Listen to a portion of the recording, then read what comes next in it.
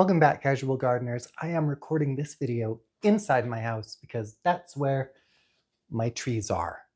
I have indoor-outdoor trees, and if you have eyes in your head, you are noticing right now that they look terrible. So we're going to talk about leaf drop, fruit drop, and leaf discoloration or malformation. There are a lot of other problems that you can have with the tree, especially if it is an indoor-outdoor tree. We're going to start with leaf drop. And I have seen a lot of leaf drop this year. I don't have the leaves on my floor to show you anymore because my spouse made me clean them up. She said it looked awful and it was dirty and I had to fix my mess. So I did. But especially my lemon tree dropped a lot of leaves when I brought it indoors. And it is common to see leaf drop anytime you move an indoor-outdoor tree indoors or outdoors. So the leaf drop itself isn't necessarily a sign that things are going horribly wrong. So common reasons a healthy tree will drop leaves are if there are sudden changes in light levels, sudden changes in humidity, or if you have seen a big change that results in over or under watering for a short period of time. Your trees can recover from all of these things and they're not necessarily going to be sick. You can also see leaf drop caused by soil and root issues, and that is typically going to be something that you want to address and remediate. Is your tree root bound?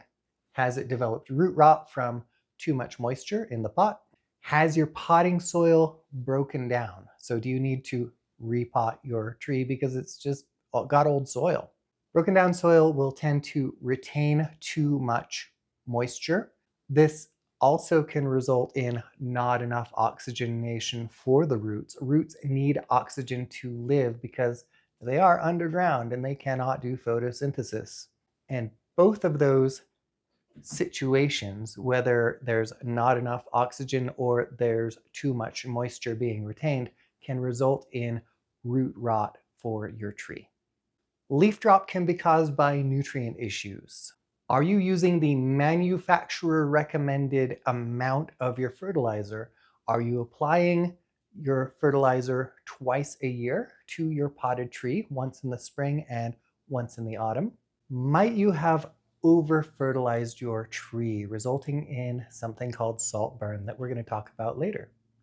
So all of those things can contribute to a leaf drop.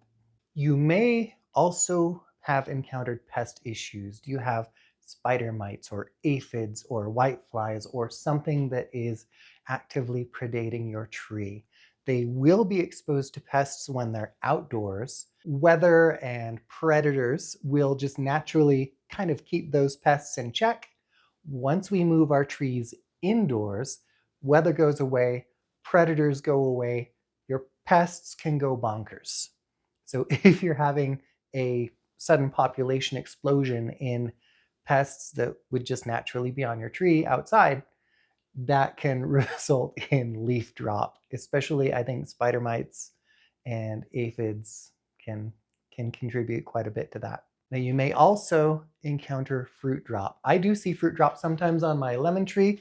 I should be so lucky to get fruit drop on my avocado tree. Unfortunately, I have not managed to pollinate any flowers yet to get me that fruit drop. So it's not a problem in a very problematic way. As with leaf drop, fruit drop can occur on a healthy tree where everything is going okay.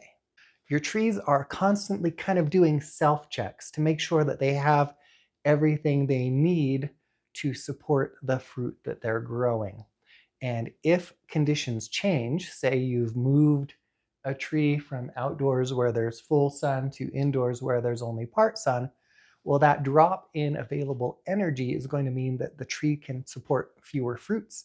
So if your tree has set fruit that it could have supported outdoors, it's going to notice that there's that deficit now, and it may drop some fruit just to keep that energy balance in balance. I'm sure there's a synonym I could have used there. So you may have insufficient or too much light. Either one of those can result in fruit drop. Insufficient light, as I just discussed, is going to reduce the availability of energy, which means it can't make as much sugar. It's not going to be able to support as much fruit.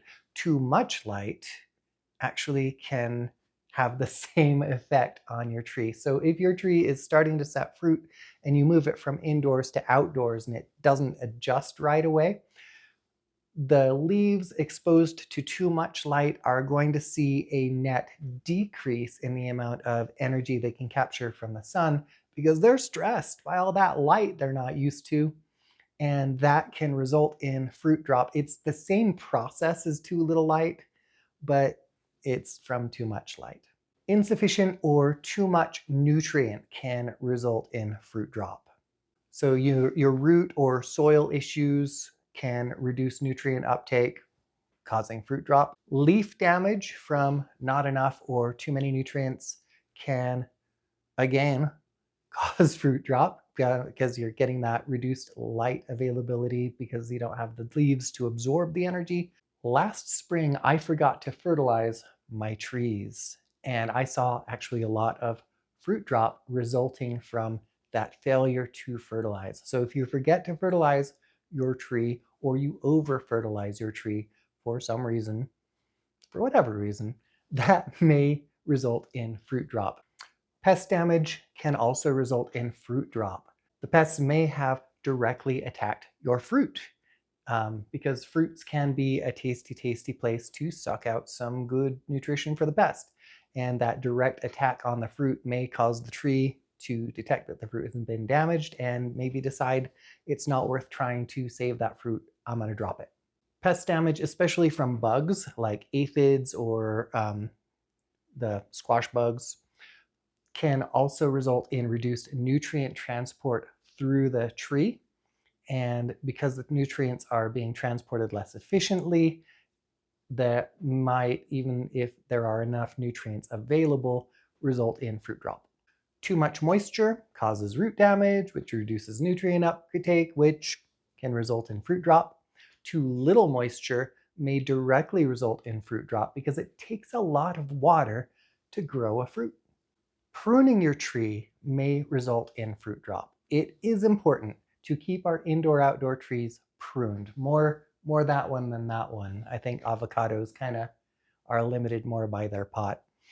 But when we prune our tree, if we've taken off quite a bit of leaf material, then that tree is suddenly going to have the same experience as if you have reduced light levels because, again, there's not enough foliage to absorb energy from the light and produce sugar.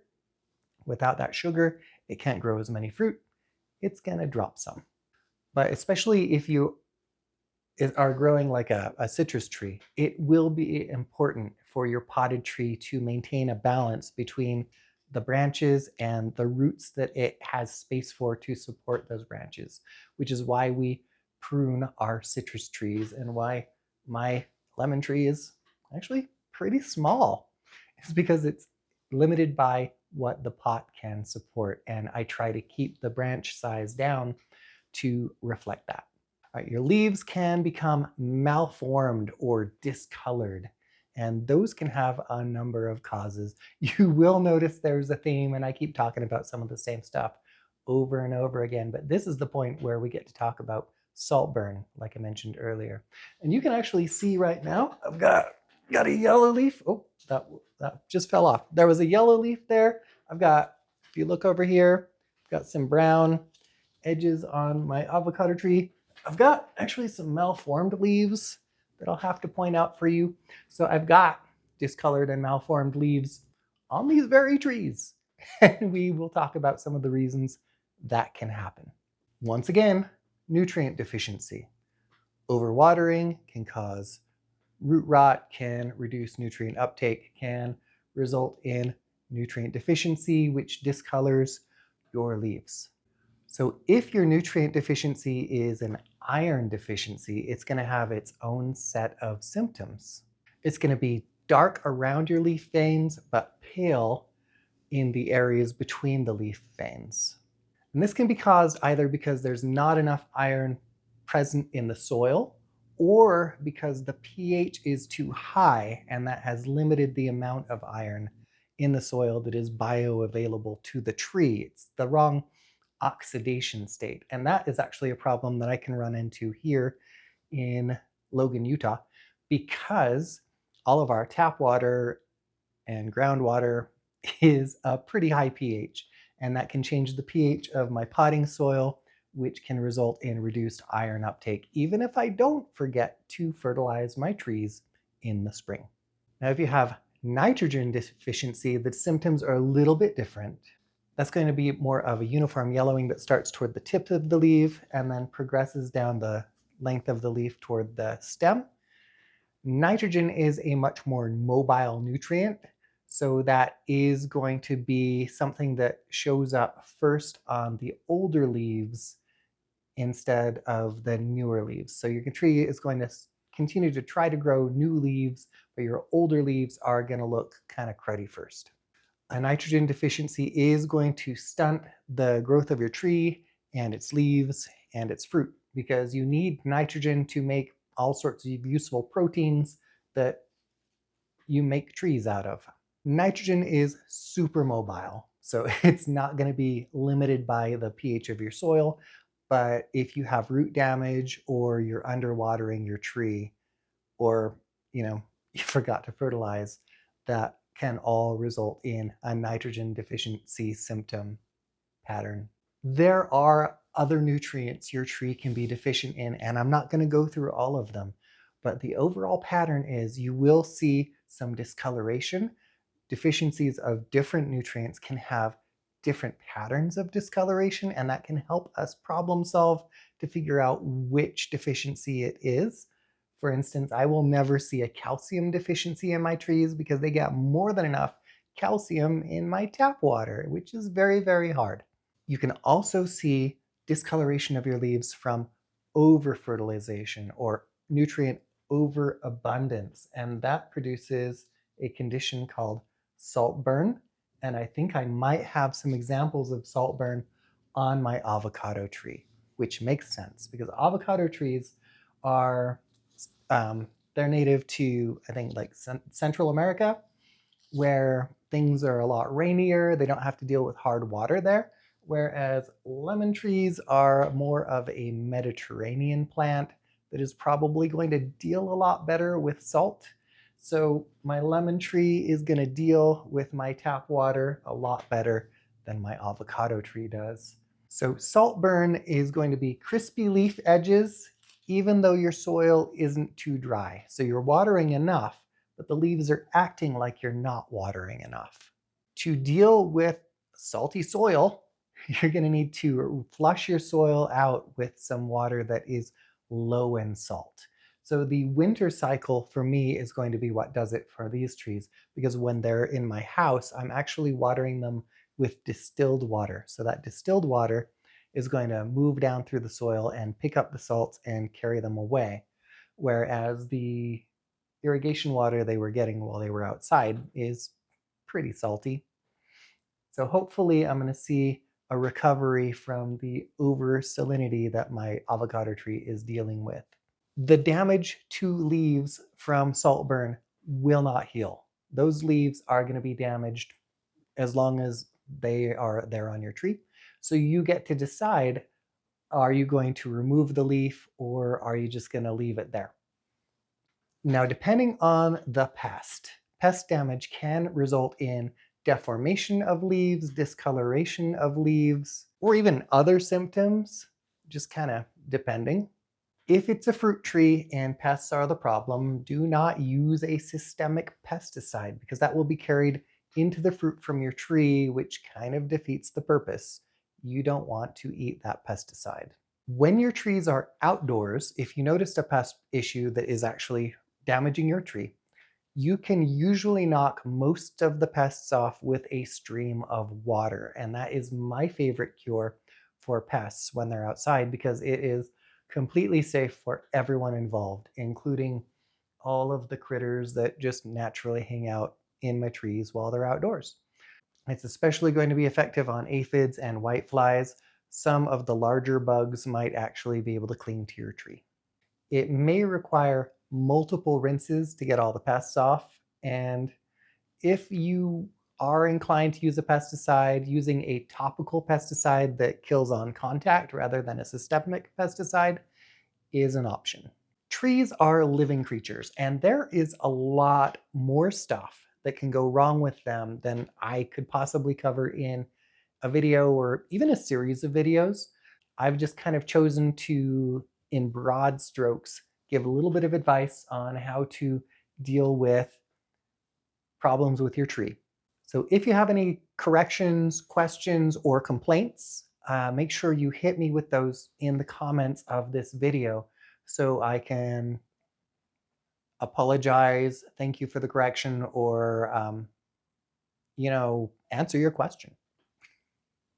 Also, please make sure that you are liking this video so that I know you liked it, and also so the algorithm knows you like it. Go ahead and subscribe to my channel if this is a style of video that you think you can appreciate. If you really want to support me monetarily, you can become a channel member, and that'll get you some emojis and stuff, I guess. Oh, also early access to a lot of my videos, which, if you like them, I guess that's fine. As always, thank you so much for joining me near my garden today. I hope you have a wonderful time in your own garden.